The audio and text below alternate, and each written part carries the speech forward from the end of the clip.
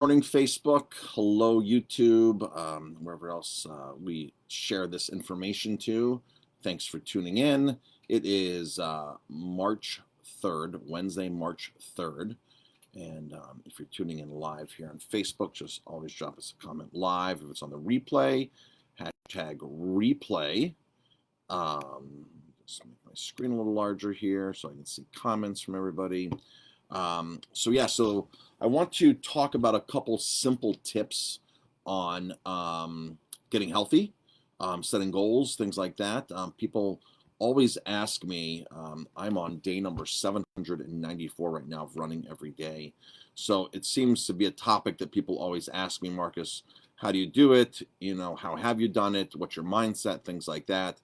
And I was in my coaching call last night, in our group coaching call. And somebody recommended the book Atomic Habits. Atomic Habits is an amazing, amazing book. So I just figured I'd go on, and I know most people are interested in being healthier, and I know especially during COVID, being healthy is important because we've all learned that people with comorbidities are more likely to be affected and by COVID. So anything we can do to move forward in health is going to only be a positive thing for ourselves and for the people around us. So I've often spoken about how even days I've been sick, this is years ago, even days I've been sick, I have not had any inclination of a sore throat, a fever, anything in over 2 years, like nothing. And the part of what I attribute the success is that I run every day. And running, I believe, sparks my immune system, especially running in the cold is really good for you, really, really good for you, believe it or not. And running every day just gets my body moving. And an active body is a healthy body. The saying is stop moving, start dying, is sort of the saying in the health world. So years ago, when I would feel like I'd had a sore throat or sick or achy or something, I would go out for a run. I'd go out for a 2-mile run, and I'd seem to always bounce back really well. And a lot of health gurus, nutritionists will tell you that, hey, exercising builds your immune system. It's really, really good for you. So that was something I just wanted to share. But I really want to share the principles I've learned from the book Atomic Habits, and which is why I've been able to run for 794 days in a row without taking a break. Some days I'll cycle, which I think I'm going to get on my bike today. I think today's going to be a good cycling day. If it hits 50, I'm going to cycle. I've got my cycling clothes ready. I've got my gear. I've got my pump. My bike is in the other room here in the office. So I think we might hit 50 today. It says 45 and sun, but we'll see what happens. I'll wait till about 1 o'clock here and see what the weather's like and make a decision then. If not, I'm going to go run at Sam's Point. So how am I able to run every day and not miss a day, no matter whether it's a blizzard, downpour, -5, fly back from Italy and run 11 o'clock at night, or fly at 4 a.m. before I go to the airport to get onto a flight? So this is the breakdown of the book Atomic Habits and Willpower Doesn't Work. Willpower Doesn't Work is a fantastic book, amazing book. Atomic Habits is an awesome book too. Both those authors, I've combined principles from both those authors.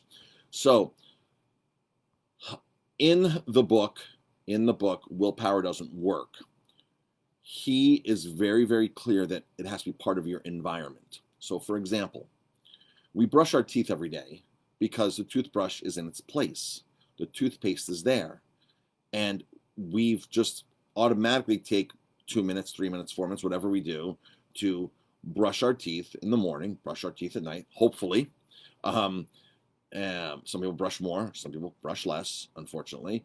But we have that habit of brushing our teeth as a society because our environment has conditioned us to do that. Everything is right there. Bathrooms are built with stuff to hold your toothbrush in, right? So everything is there, right there. Your toothbrush is there. So that's part of your environment.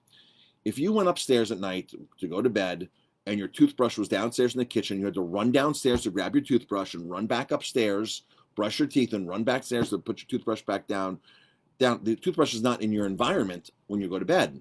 So you would probably not brush your teeth as often as you would, because the toothbrush is out of your environment, your bedtime environment. Same thing with food.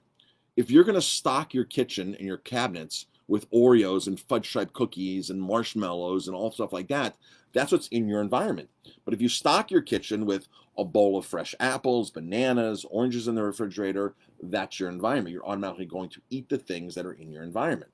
So that's very simple. It changes your environment. So his book, Willpower Doesn't Work, because your environment is much more successful than your willpower in most cases. Some people have very strong willpower on certain things, but for it to work as a society, it's your environment that has to be changed. So that's very cool. So years ago when I would run marathons and ultra marathons, part of my environment, part of what was in my brain, my environment, was I was reading books about ultra marathoners. I was reading books about people that would run 100-mile races and this and that. That was part of my mental environment. And so for me, it was just normal to now start running marathons, ultra marathons, double marathons, because that was just part of my mental environment. Everybody around me in my head at the time, because I was reading these books and listening to these books and listening to Rich Roll and all these major athletes, part of my environment. So it was just natural. Now the book Atomic Habits, he likes you to make habits that are attainable, short habits, attainable, that you can actually work into your daily life.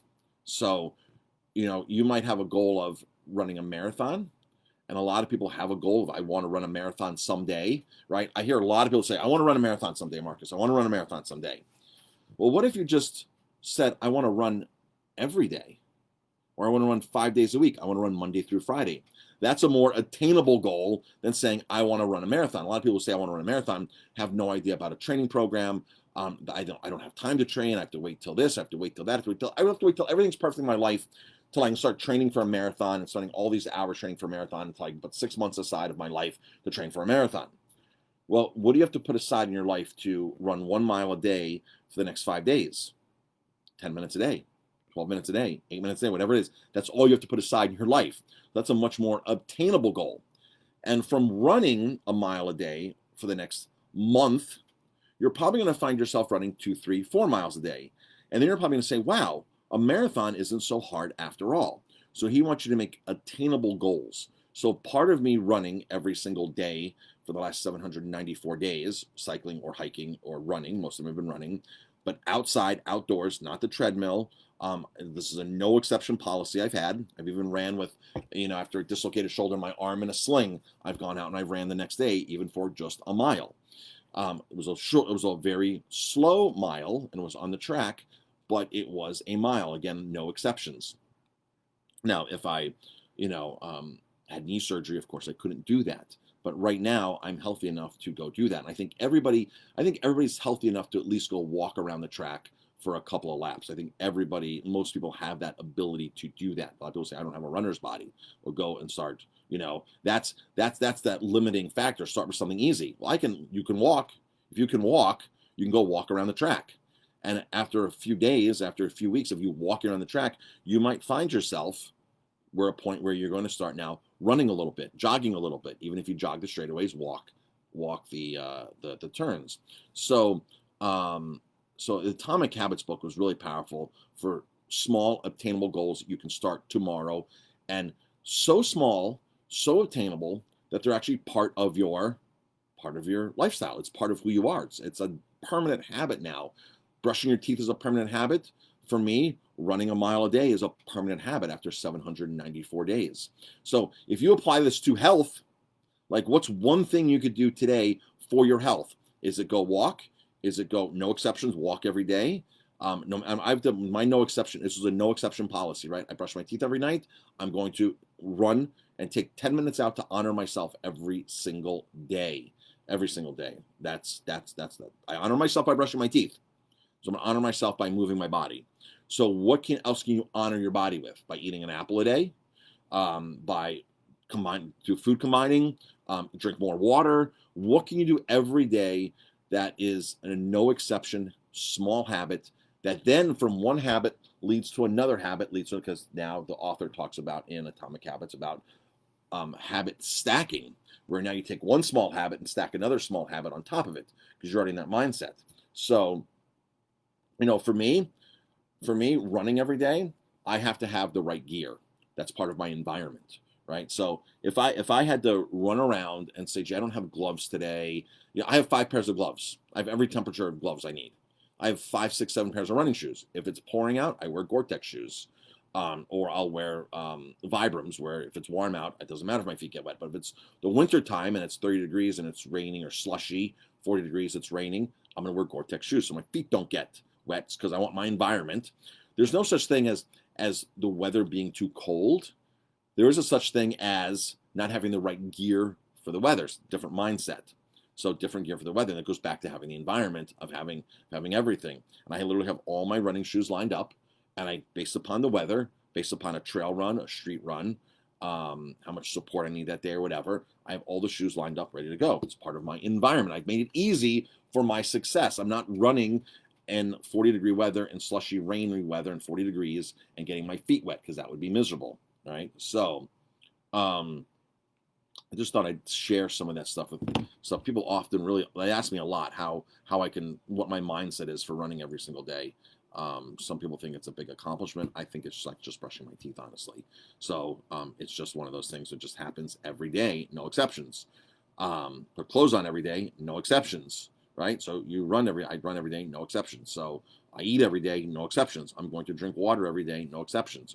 These things, you go to the bathroom every day, you're kind of forced to, but that happens, right? So it's just happening. It happens in my life. It's just an automatic normal thing. So I thought I'd just share that if anybody wants to add any healthy habits for the month of March, or for forever, or for whatever, just a starting point. I think it's a great place to start. So if you want to read the book Atomic Habits, I think James Clear is the author. Atomic Habits, and then Willpower Doesn't Work. Both those books are fantastic reads. So, and of course, folks, stay healthy. Your health is important for you and your family. It's not that important for your doctor, unfortunately, if you're healthy. But for you, it's very important, and you're the person who matters, and your family matters. So everything you do has an effect in your body. And I know we all can't be perfect. Being perfect is not possible. We're all surrounded by, all kinds of pollution around us, food, chemicals, 5G, right? 5G towers. I read something yesterday that cattle that are being born near 5G towers are having more birth defects, and like the one number of birth defects is cataracts in baby cows and calves that are being born, because they put 5G towers everywhere now, right? You can see them going down 209. You see the towers going down, which now you have full service going to Wurtsboro. But you see all these towers everywhere, and I saw that yesterday. An author had published something saying that near 5G towers, cattle were having birth defects. The number of birth defects was cataracts. So you'd have to wonder what this thing is doing to us in our pocket all day long, which is why I don't keep it in my pocket if I don't have to. It's not in my pocket. My computer is I have to, like, I'm still reaching for the computer. I can't touch the computer. That's how far away the computer is from me now doing this. Will the computer stay in that position all day? No, because I'll have to type. I'll have to get it closer to me. But whenever I can, the computer's away, the phone is away, things like that. So all these things add up. Anything you put in your mouth on a cellular level is going to create cell death or cell growth. And I know a lot of doctors, health professionals, and us, we rationalize with moderation, everything in moderation. Unfortunately, our cells don't know moderation. When you consume, if you were to consume, let's say, mercury, your cells, well, I've only consumed a little mercury. I'm moderately consuming mercury. Your body doesn't know, hey, Marcus is only moderately consuming mercury today. Let's not let it affect this. Or Marcus is, drinking his bottle of vodka again, or whatever. Or a donut. Let's say a donut. Well, I just had a donut. On a cellular level, there's a response, negative or positive, on a cellular level, right? So if you go eat a donut, something fried that you know is not good for you, on a cellular level, there's no moderation there. Your cells don't say, oh, let's affect this. Let's treat this like this is broccoli. They don't do that. Unfortunately, we're not perfect, so we rationalize with moderation. Just be careful. Sometimes that term moderation, sometimes it's like a blanket for people to abuse things. So thanks everybody for dropping comments. I appreciate it. Michael's saying just bought them. I'm assuming them are the books. Awesome. Great stuff. Michael commented again. Joel says, have you seen the review in the Timeshare record? Joel, I have not seen the review in the Timeshare record. I got a notification yesterday on Google Alerts saying that there was an article somewhere in the Timeshare record, but I'm not a subscriber, so I couldn't see it online, and I asked people to get me a hard copy of it. So thank you, Joel, for reminding me about that, and thanks for the kind words on that, Joel. We really appreciate it. Let's see. The rest of the week, 999 ribeye steaks here to go. That's our to-go special. We have 2 spots left for the Finger Lakes. 2 spots left for the Finger Lakes. Happening March 19th through the 21st. 2 slots left. We have several people that are interested, but of course they're checking with friends, checking with their schedules, doing this and this. Nobody's confirmed and paid for those 2 spots. So there are 2 spots that are free as of right now. The one couple that is sort of on hold, they said if you book it, it's no problem. We'll catch you the next trip. We understand that we're dragging our feet. We want to go. We're just, so 2 spots left for the Finger Lakes. 2 spots left. That's it. Okay. A lot of people have said they're going, but then when it comes to signing the contract and giving money, that's a whole different story. Which we understand things happen with people. We totally understand that. So we're not mad because Jamie and I do that kind of stuff too. We have intentions of going. We just can't pull it off. So we totally understand that. So folks, that is it for today for me.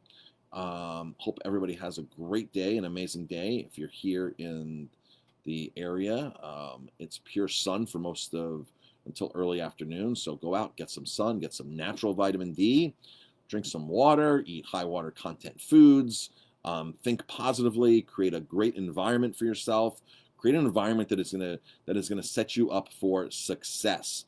And this really works well when you have kids. Talking about the bowl of fruit in the center. When Justin and Courtney were kids, we'd always have fruit out. We'd always have mangoes out. We'd always have pineapple. We'd always have all these fruits out. And not many of their friends would have that type of environment of food. The kids would come over and think the fruit was the best thing ever. And they'd cut up a watermelon, cut up, this, cut up that. I've never had a mango, but I'll try. And all of a sudden they would love mangoes because it was part of the environment at our house. It wasn't going into the cabinet and buying and eating Oreos or even organic Oreos, because we didn't even have organic Oreos or organic version Oreos. It was just part of our environment. This is what's there. So the kids were just used to that. And of course, Justin would come home from school, even a half day when he was in nursery school, half day, and come home and what do we do? Pick up an apple and eat an apple because it was right there. It was accessible. The environment. When your environment is set up for success, it's so much easier. Environment is it. If you were to take, like when I drive to Jersey to go to one of our vendors to pick up the importers, I take my own food. Because I'm not leaving it up to me stopping somewhere. The success of my food intake is not going to be left to somebody else. It's going to be left to me. It's my environment.